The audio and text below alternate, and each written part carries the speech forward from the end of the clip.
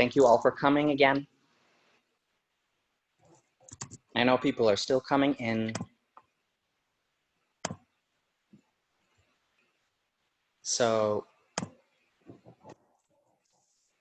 yeah, I just want to make it clear to everyone, since some people are just coming in, that this is, I'm calling it the 5D Chakra Chat, but really it's just a place to share esoteric information that may help us on our spiritual path toward greater self-knowledge. And I wanted to let you know that if you feel to share any of your own experiences or you have any questions, please feel free to unmute yourself and contribute. So,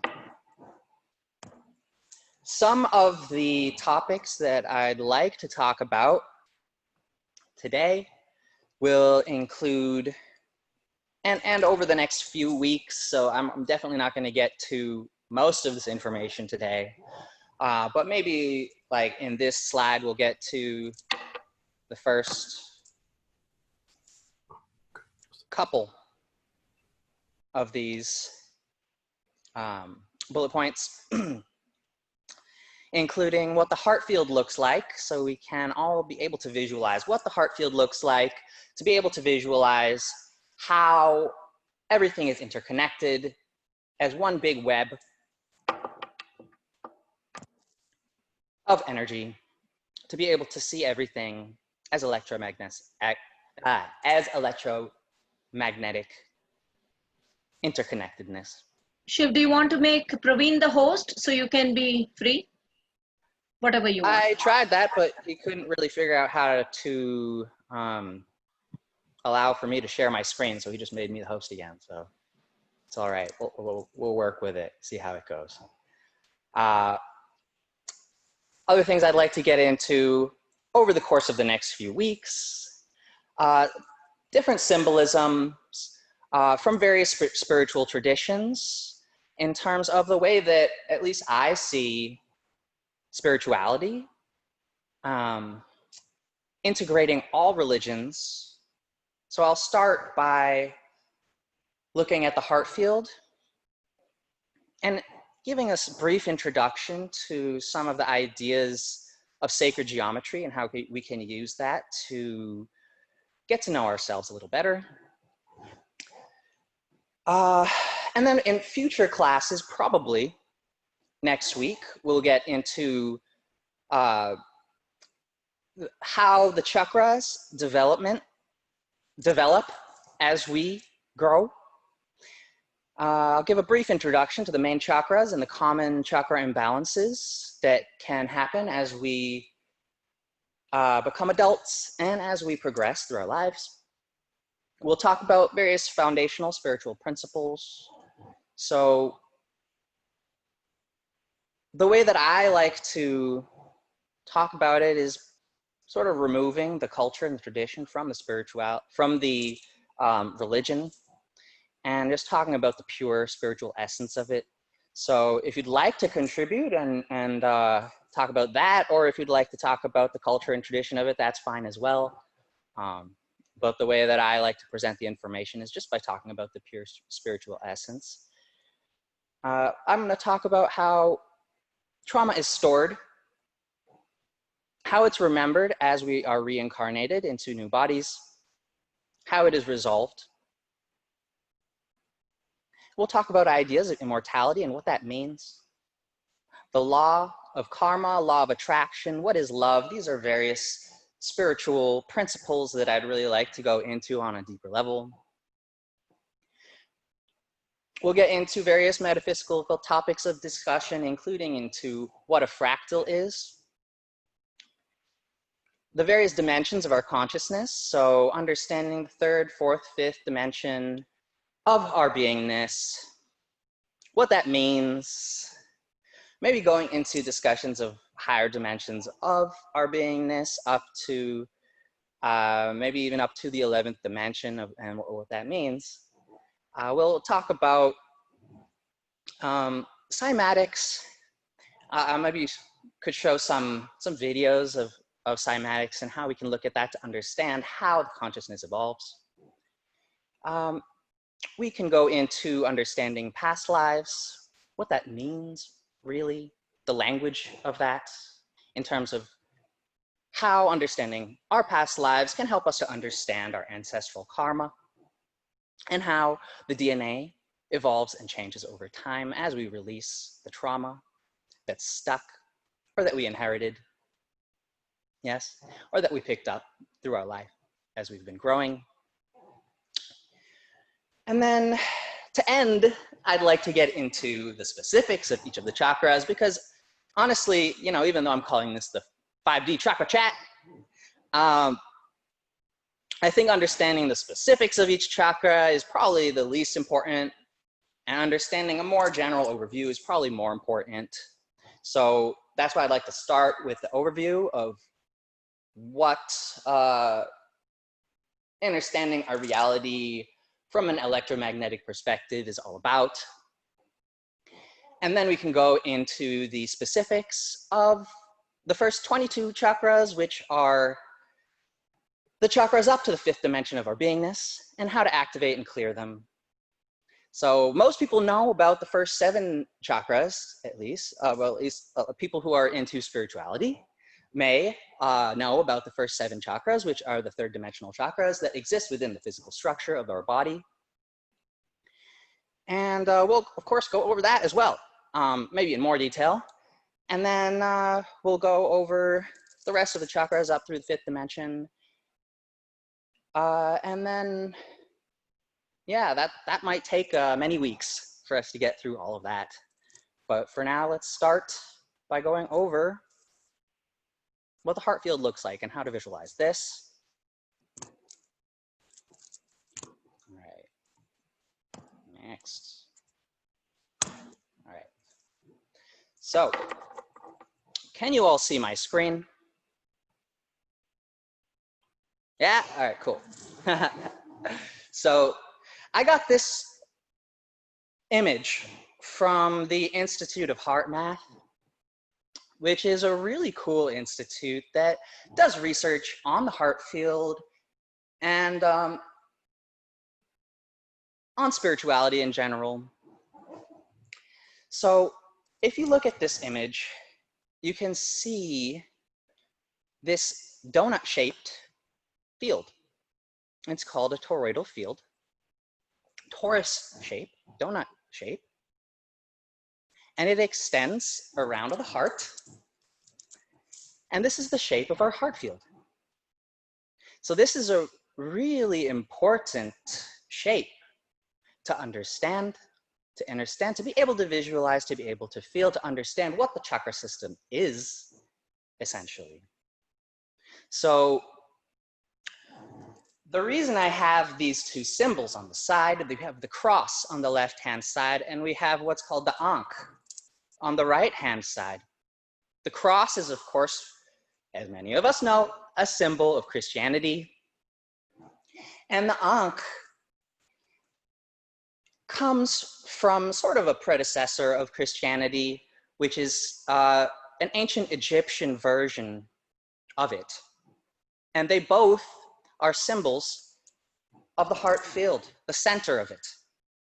So where the 2 lines cross, the center of that on the cross is the center of the heart field. And again, on the Ankh, we have the center of that Ankh, which is where that, I can't see it so well because of this. Okay. Where that circle and where the cross crosses at the center, that is the heart. That's the center of the heart field, and that's the center of the toroidal field where that heart is. Now, what's important to understand about this is the reason that this cross symbol is so powerful is because this is, I would say, the heart is the most important thing to understand when it comes to understanding oneself. And that's why the cross and the ankh, and basically in every religion, we have the center of the religion being focused on the heart, being focused on love, and being focused on how to clear this heart field and raise the vibration of oneself. Yes? Now, here's another interesting image of the heart field that we have where we can see the chakras. This is from someone who I don't know, who's named Meg Benedict. She did a wonderful job, but she created this image. And you can see the chakras in here. If you look along the spine, the chakras, chakra, which means wheel. Chakra means wheel. Wheel of energy. Yes?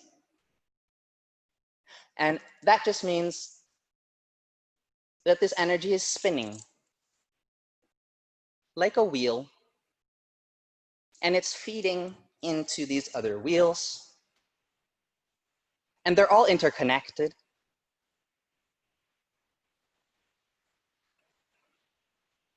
So not just our own body has this field around it, but so does the planet. So you can see the chakra field of the planet, the electromagnetic field around the planet. The planet has a heart as well, and that's at the very center of the planet. Every single being has this field, this toroidal field around it. And the heart of every being is connected to the heart of every other being. So our chakra field, our electromagnetic field, is connected to the electromagnetic field of the planet. They're interconnected and they are woven into one another. Just like the sun, actually, if you, oh, okay. We have a question, please. Someone has a question.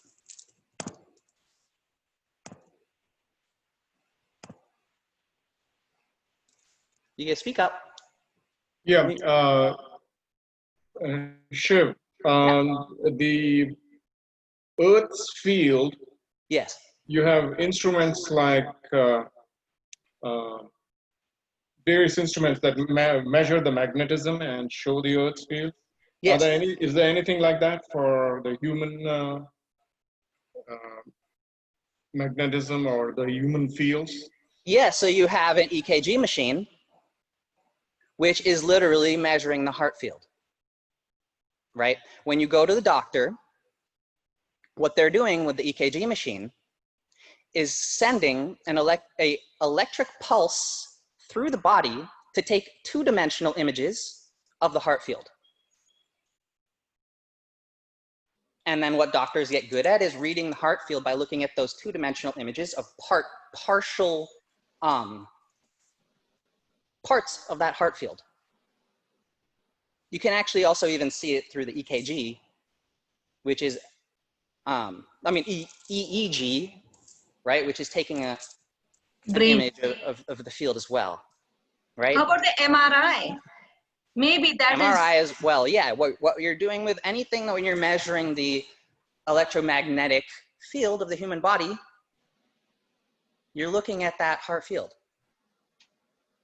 So, yeah, so there are many ways we already use the heart field. Yeah. So when somebody has a plaque, say in the or whatever, yeah, then probably it messes up with the electromagnetic field, right? And that's why we get an abnormal EKG or whatever. Yeah. So what happens is when we have trauma, Uh-huh. That trauma is stored as a memory within the electromagnetic field. Okay? Yeah. So that memory or trauma is what we call karma. And it can be processed or it can be unprocessed. When we have processed karma, karma just means experience, by the way, life experience. So when we have unprocessed karma, that's what we call trauma. And that unprocessed karma that exists as trauma within the electromagnetic field can be seen as a physical static within the electromagnetic field. And what that means is it's a space within that field that we are ignoring. We're turning a blind eye to that space because it's painful to look at that experience. Yeah. Right? Mm-hmm. So because we are ignoring processing that experience, processing that trauma, because it's too painful to just pay attention to it, and we don't want to experience that again, we ignore it.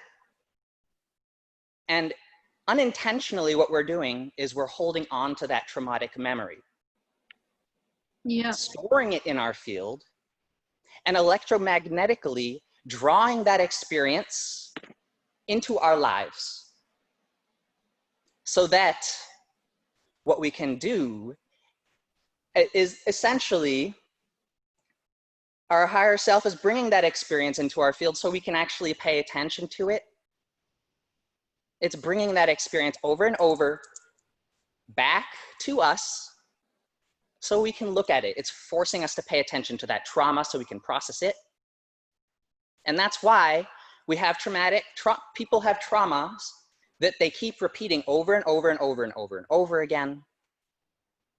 How can we fix it? And so we fix it by paying attention to it. All right, but like regarding what you were saying about the plaques, right? When we have a trauma that's stored in the heart, yes, and we're not paying attention to that trauma in the heart, what's happening is there's a static in the heart that we're not paying attention to that decreases physical breathing and circulation to the heart. Yeah. Which causes for an increase of a decrease of circulation there and an increase of inflammation in the area. And the plaques are built there in order to deal with that inflammation. Yep. It's the body's way of dealing with the natural inflammatory response. And what happens is over the longer term, that plaque will keep growing unless we make the decision to deal with that heart pain and actually process the trauma. When we process that trauma, then the inflammation in that area will over time start to decrease the stress in that area. The static in the electromagnetic field, if we have processed that trauma, the static in that field will actually ground into the physical ground. The static physically will ground, and that will bring in more electromagnetic, emotional. Energy is emotion, circulation into that area, and that will over time get rid of the plaque. But yeah, so that's answering your question about the plaque. But what were you saying after that? I forgot. I think that's one. Anybody else has any questions first before I keep asking? I've got so many things in my mind. No, you can finish it. I mean, I've got so many questions in my mind. Oh, say your questions. There's no rush. If you're when you talk about processing, so do you mean in terms of through yoga and meditation, you can address these I forgot what's I want to say Traumas, issues, yeah. but traumas, yeah. Trauma by focus. So somehow you focus on it, and then you still you address it with the yoga, knowing like you would know how to address it. As a newbie, I wouldn't know how to address it. So eventually, Everyone there's a knows how place to you address get it. It's actually a very natural thing and a very natural part of being a human, is to be able to address the trauma that we have. So really, like, the way that you process the trauma is, we'll talk about it in more detail in later, you know, in terms of specific chakras and how you process it, but really love is the way to process trauma. And the understanding of love changes as we process more trauma, and as the consciousness increases and as the vibration increases, our understanding of what love is changes. But love really is the acceptance. It is understanding the law of karma, essentially, is how we begin to process our trauma. And the law of karma is the understanding that there is no experience that is good or bad. There is only love. And that's a crazy one. Yeah, I understand. Because there are some insane experiences we do not want to be experiencing, right? But we experience them for a reason. The reason that we experience them is up to you to learn.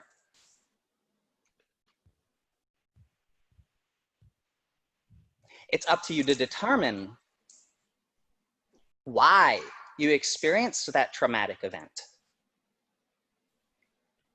If you want to look at it as something that's purely bad, all it will do is bring you down.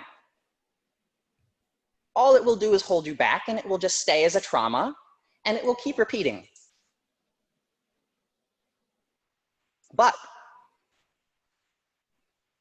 if we're able to see the positive in it, we can accept that it has happened. We can forgive others and ourselves for its occurrence. We can use that experience, as negative as it may be, to empower ourselves and empower others. For example, if you've experienced chronic pain, that sucks. Right? But if you have been able to heal from that chronic pain, right? That's a power. What can you do with that? What have you learned from that chronic pain? What has it taught you about yourself? And how can you use what you have learned not only to help yourself to heal from that chronic pain, but to help others to heal from their chronic pain, and to prevent others from making the same mistakes that you did that led to that, right? So, of course, there's the negative, which is experiencing that chronic pain. And then there's a positive, which is what that chronic pain taught you as a lesson. And that's the good and the bad that we learn by processing that karma, that experience of the chronic pain, through the lens of unconditional love, through the filter of our heart, seeing through that heart space, seeing that karma, seeing that experience through the lens of the heart. What we do in order to see that is feel gratitude for it. Feel gratitude, feel appreciation for that experience, And if we're able to feel gratitude for the experience, then we can pull in the intuition, pull in the lesson, pull in the knowledge, pull in the wisdom of what that karma teaches us. And that is how we process it. Once we've accepted our trauma and forgiven ourselves and others for it, for the experience, forgiven God, forgiven the universe for the experience, forgiven ourselves, then it's no longer trauma. Then it's an experience that is empowering you. It's a karma that is empowering you. It's a karma that is processed. So, does that make sense? Malika has a question. Yeah. Can I read it?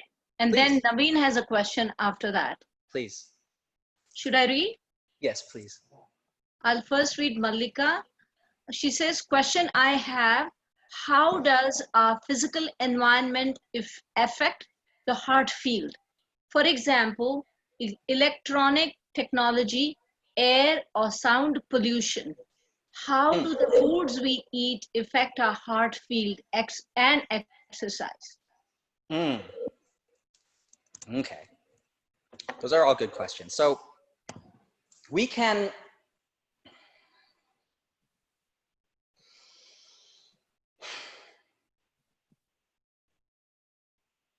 ultimately, the change comes from inside. So ultimately, the processing of the trauma and the clearing of the heart field is something that must be done internally in your own internal universe. But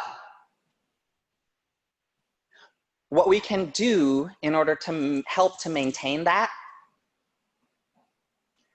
is allow for our external environment to change and consciously manifest changes in our external environment that help to support us.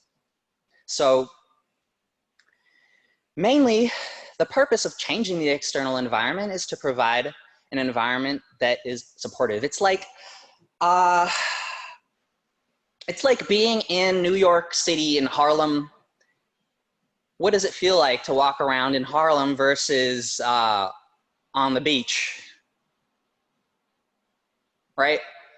In one area, you kind of pull into yourself because there's a need to protect yourself. And in one area, it's very easy to open.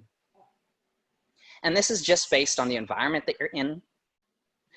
And it's just one small example, you know, like if you have a really supportive family or a really unsupportive family, those are environments that can either support you or environments that you may need to shift.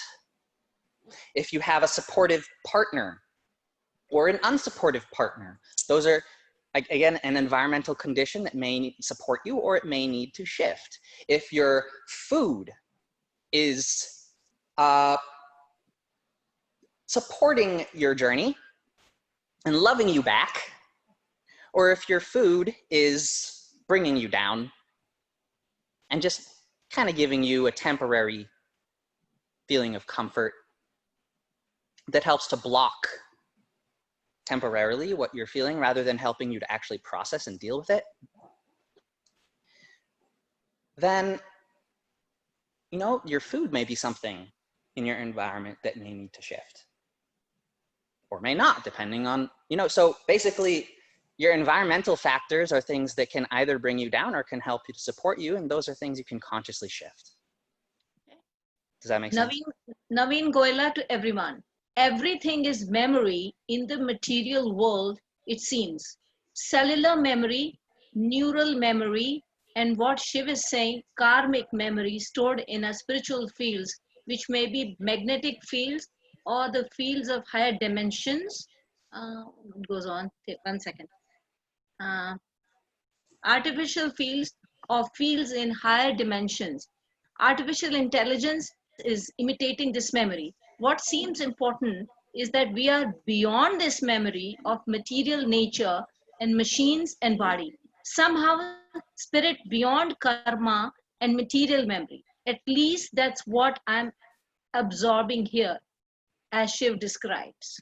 You can read that again, Shiv, if you like. It's a little bit Sure, long. let me read it 1 second. Chat. Yeah, Shiv, are we beyond this memory? It seems like what you're saying is we have a choice to live this memory. As you said, it's stored. It might be trauma, good or bad. So wait, repeat the question again.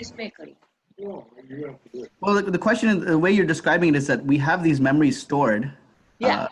somewhere, either they're in some fields, and we can relive them, or if we put some space between this memory and us, it feels like we're different than this memory, but we can choose to relive these good or bad moments or understand them from a distance. But if we go more towards our material nature, which is our body, then we get sucked into these experiences. Yeah. Well, I mean, like, so we never actually forget anything. So even when you're releasing a trauma, it's not that you're completely forgetting it. It's just no longer being stored in your own body's electromagnetic field.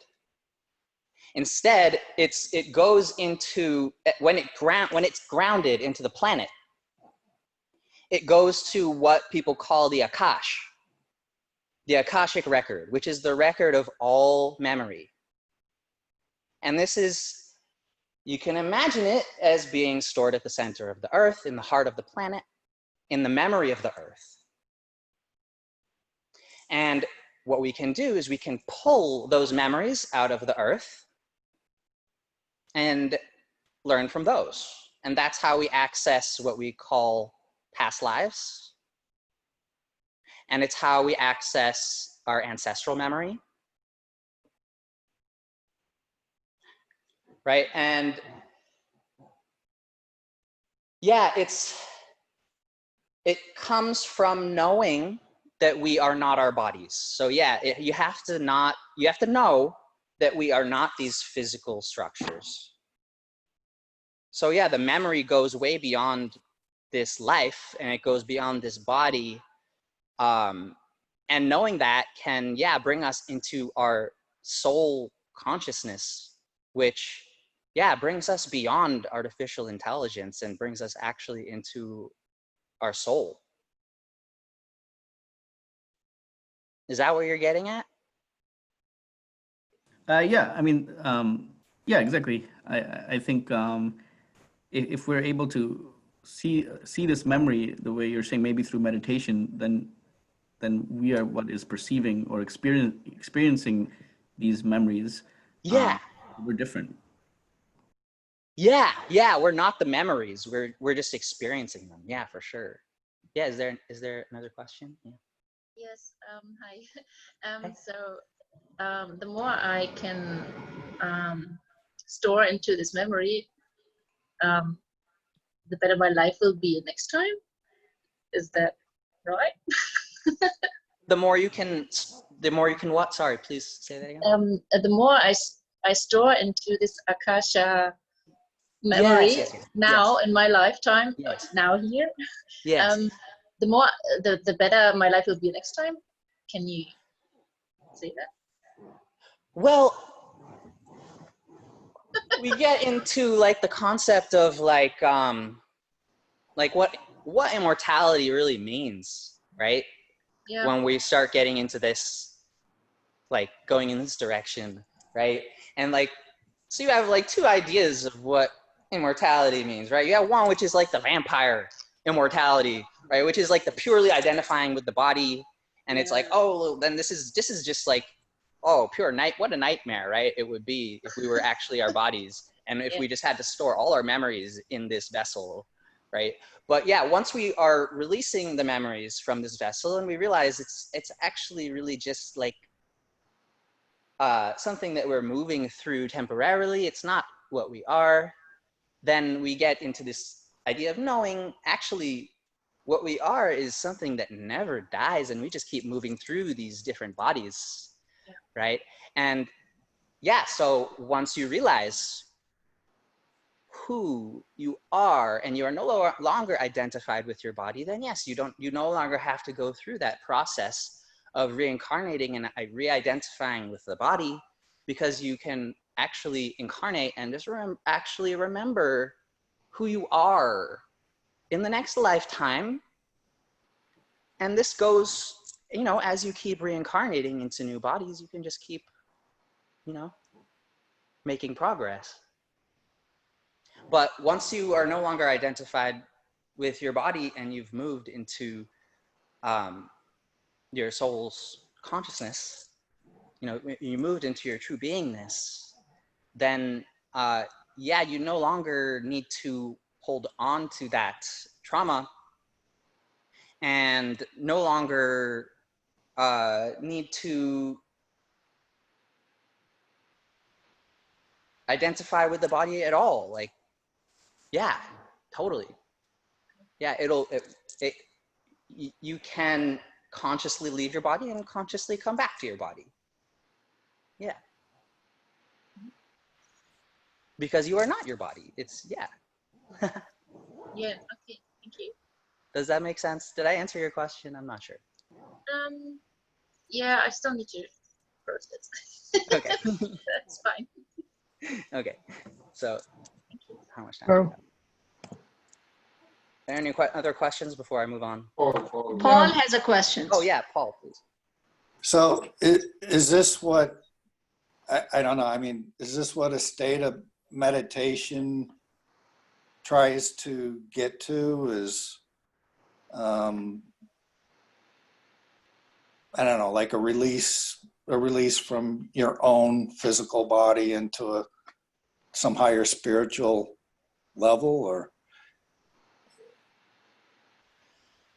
Well, it's sort of. It's if you like, it's a process of disidentifying with the physical. It's a process of disidentifying with the mind, with the emotion, and actually realizing who you are,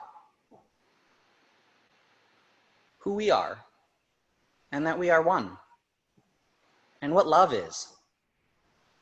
I mean, that's the point of meditation, really. So it's not necessarily that you'll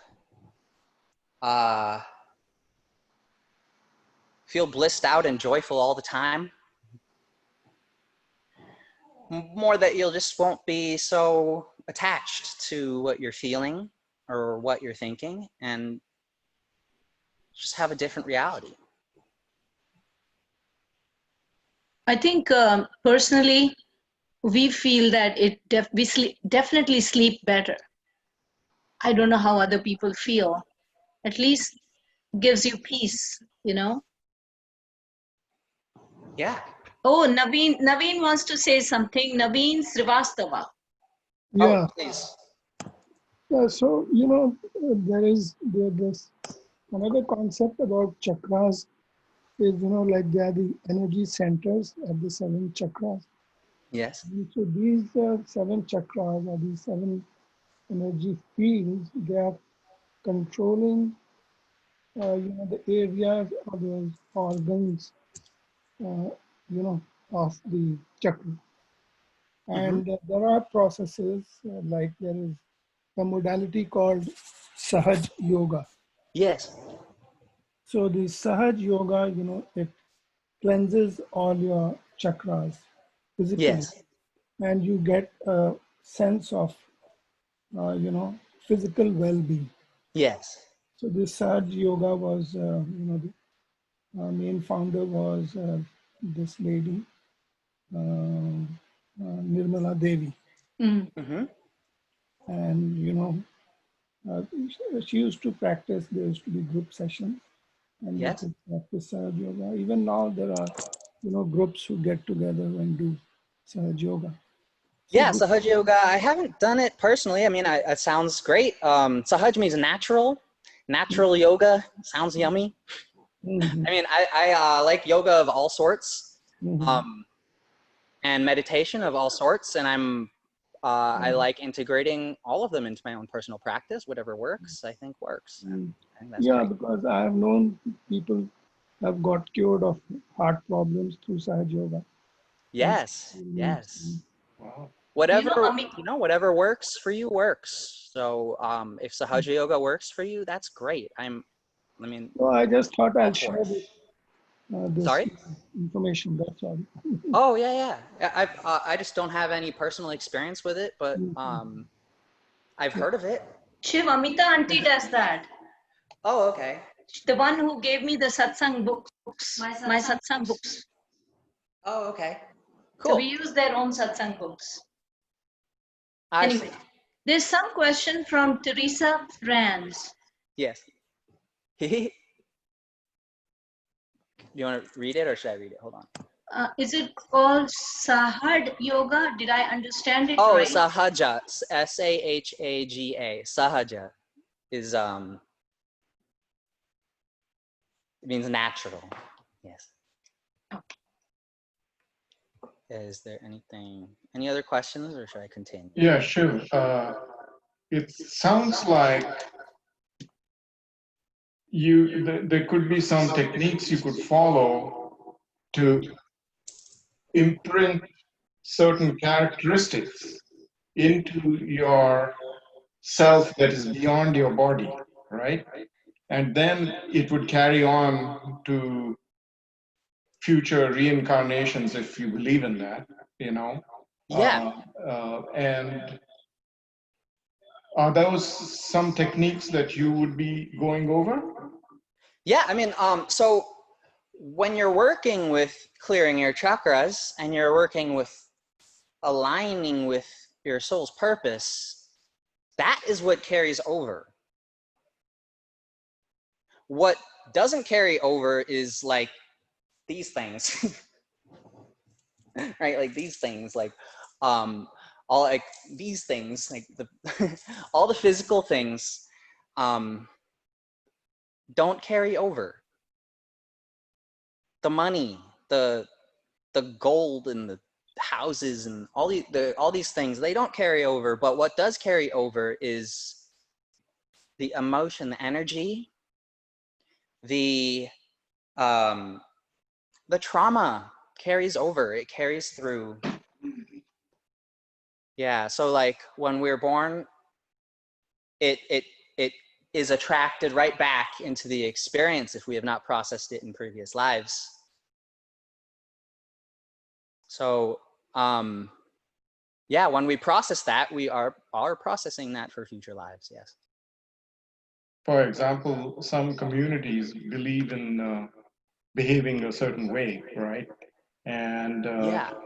that then becomes a characteristic of that community. So let's say, for example, you have warrior communities. Yeah, They yeah. believe in dying without fear, and then they become more and more warrior-like. And I'm kind of, it's a strange example, but I'm wondering if that sort of energy can be carried over from one life to the next. That's Definitely. Yeah. Totally. It's the energy that carries over from one life to the next. Yeah. The energy is what carries through. Yeah.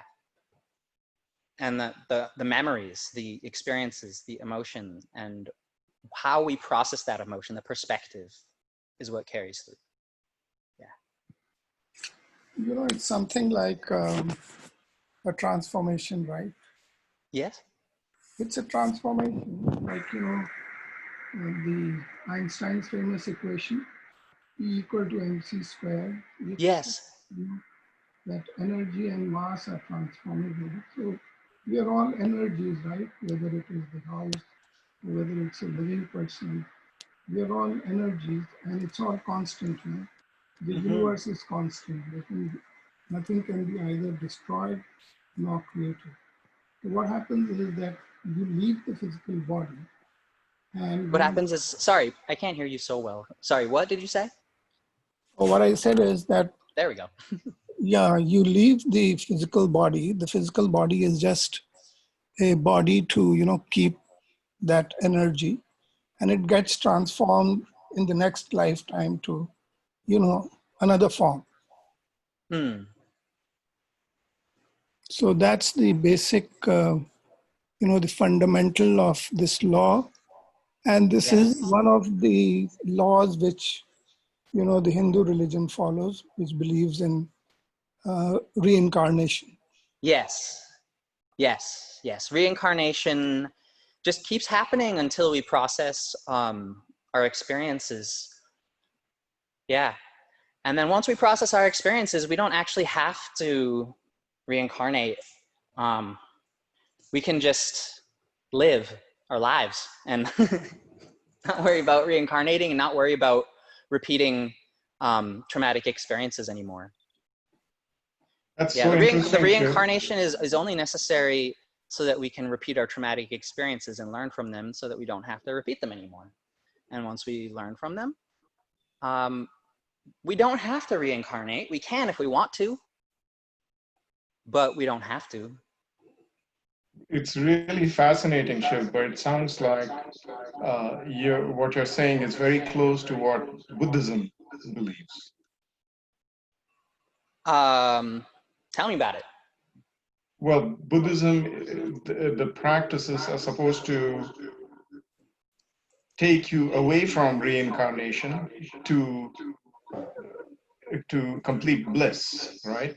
The moksha, which is sort of the disconnection with desire, if you would, that in Buddhism, there's a strong belief that desire is something that's not good, which there's a complete different philosophy, but that's the idea. And so in Buddhism, you spend your whole life trying to minimize your desires, or at least control your desires. And then eventually, if you do a good job of it, you don't have to be reborn.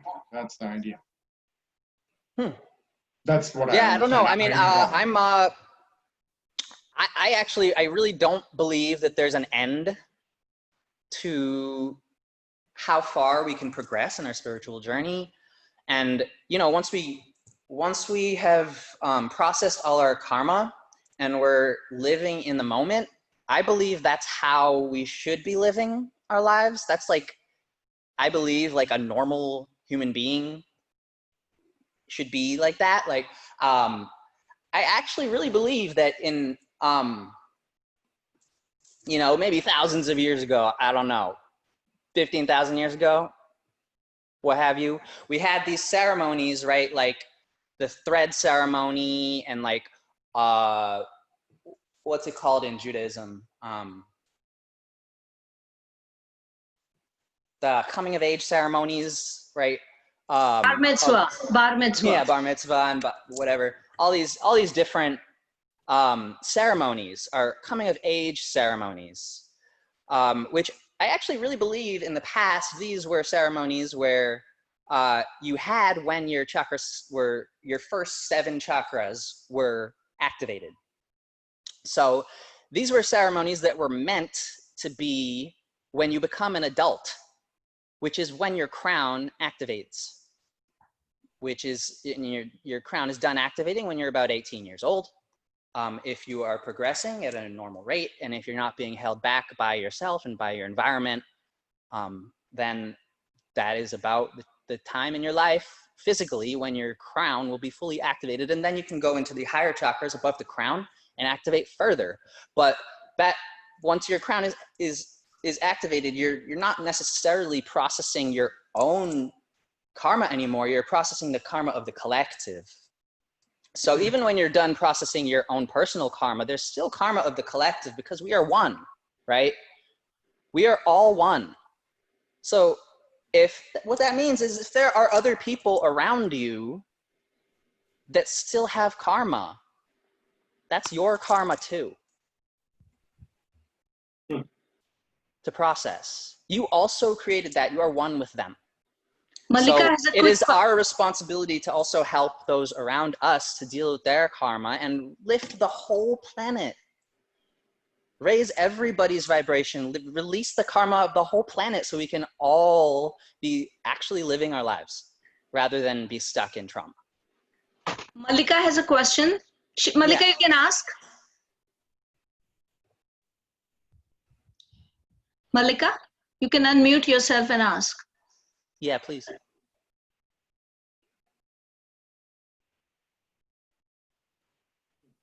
Oh, wait, let me read. Oh, what she says is, can Shiv define trauma?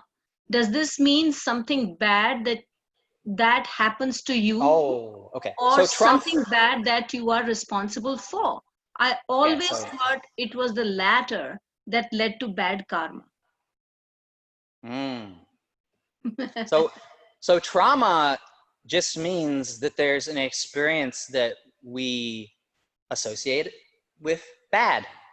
There's an experience that we think of as negative. There's an experience that we see as purely negative. There's an experience that we don't see any positive in. That's what trauma is. And it's an experience that we are resisting. And because we're resisting that experience and resisting looking at that experience deeper to actually see it more clearly, that is the trauma that is stuck in our electromagnetic field that keeps drawing that same experience into our lives electromagnetically, so that we keep repeating it until we get it. So this is the law of attraction. And so trauma isn't necessarily something that we have made a bad decision about necessarily. It could be something that, let's say, happened to us like as a child, right? We're not necessarily responsible like for all the things that happened to us as a child, right? If we're born into a circumstance, that's tough, right? But that is karma as well. And that is trauma as well. And that is what we call inherited trauma or ancestral karma. And that's the karma of our parents and our parents' parents and our parents' parents' parents, passing down the line into our genetics. Okay, and Benu Tandon says, I think we should let Shiv finish his PowerPoint presentation first and then get into discussion. Way too much. There's not gonna get finished.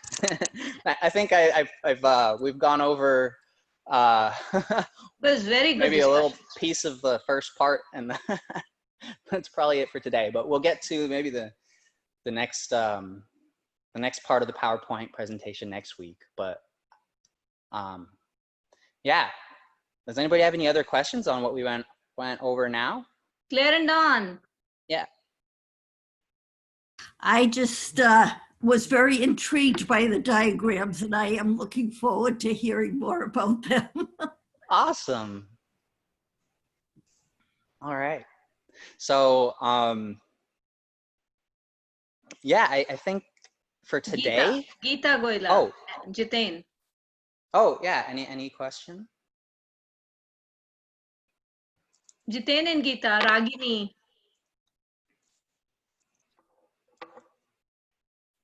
That's okay if there's no questions. It's all right. All right.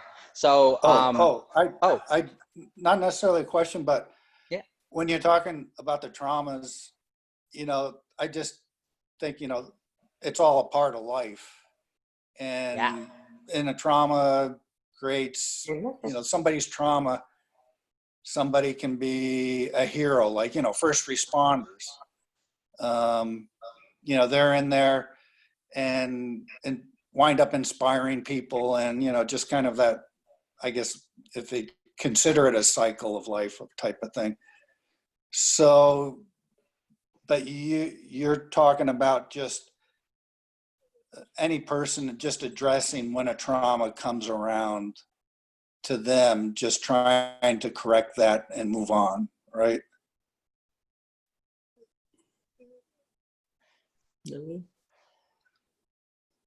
Well, yeah, I'm saying basically, if we focus on resolving our individual trauma first, so that we can master our own karma individually. Then we can help others to master their karma. And then we can transform the world so that nobody actually has to experience all the trauma that we see around us, which is clearing up. As you can see, things are better than they were 1,000 years ago, but we still have some work to do. Yeah. Shiv, I have a question. Yeah. Buddha considered both impressions, the trauma, the bad impression as well as the good impressions. Yes. So, because those impressions, they get stored in your subconscious, and you have to clear it. And Buddha has a technique, Vipassana meditation. That's where they teach you how to clear those, slowly and slowly by meditation. So do you consider the good trauma, quote trauma, good quote trauma also in your calculations here, or just the bad part? I'm not sure what you mean. I'm just talking about karma, which is experience.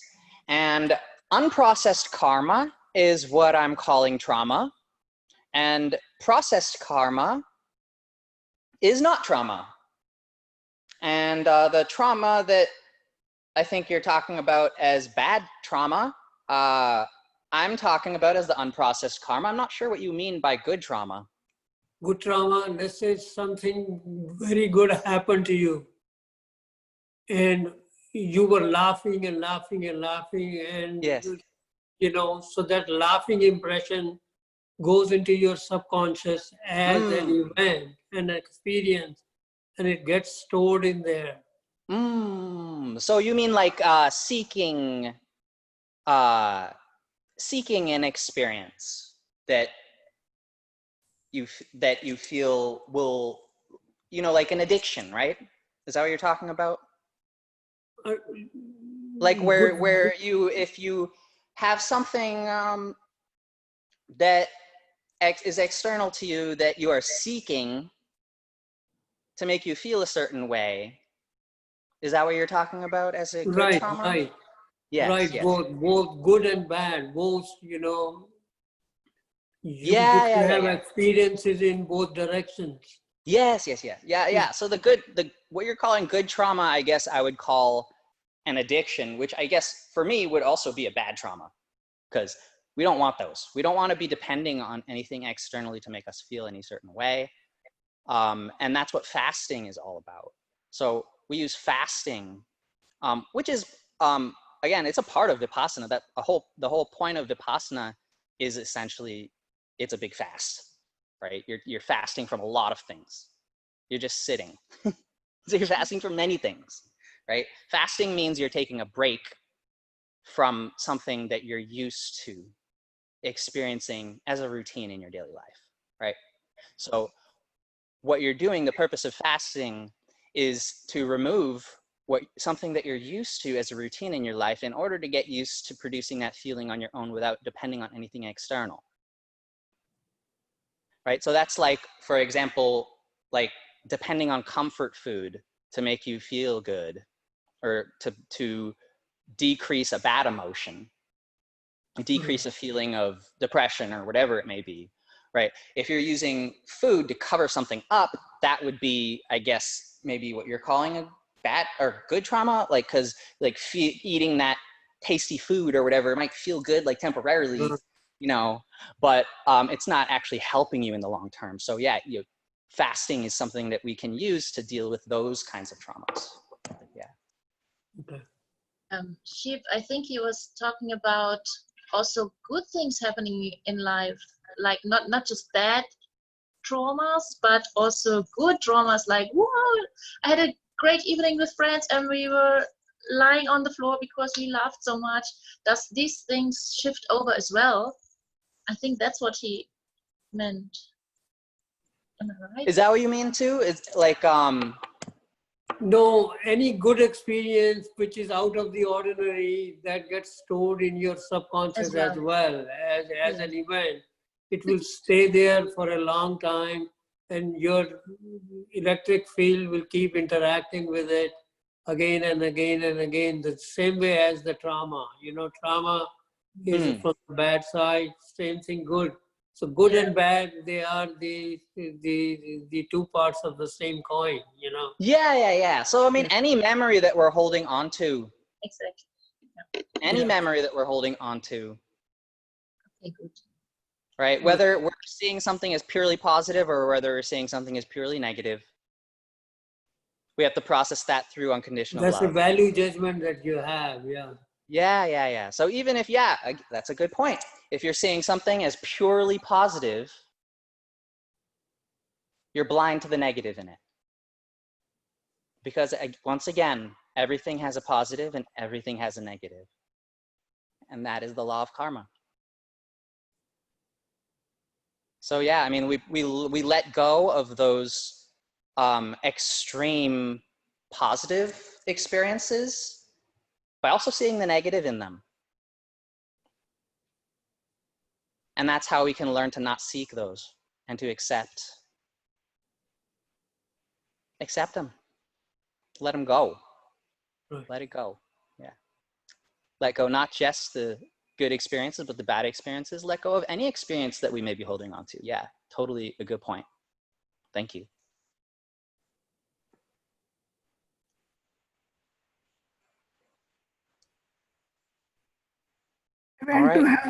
I went to help my friend whose husband passed away, and I missed the first part. So I was trying to come as soon as possible. Oh, well, I'm glad you were able to be there for your friend. Well, thanks for coming. Yoga helps a lot. Your yoga helps me a lot. Thank you. I'm glad. Well, I think for today, we're going to end here. So I hope to see you all next week again at 4 p.m. We'll go through more of some of these topics and hopefully have another fun discussion and get into more of this information. So thank you all for coming today. I hope you enjoyed it. I did. I had fun. Thank you. Thank you all. Thank you. Bye. Namaste. Thank you. Namaste.